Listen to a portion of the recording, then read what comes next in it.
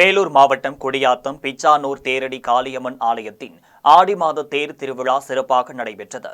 மலர்களால் அலங்கரிக்கப்பட்ட தேரில் காளியம்மன் அலங்காரம் செய்யப்பட்டு பிரதிஷ்டை செய்து ஊர்வலம் நடைபெற்றது. முக்கிய சாலைகளின் வழியாக தேர் ஊர்வலம் நடைபெற்றது. பக்தர்கள் தங்களின் வேண்டுதலை நிறைவேற்றும் வகையில் தேர் மீது உப்பு மிளகு தூவி வழிபட்டனர்.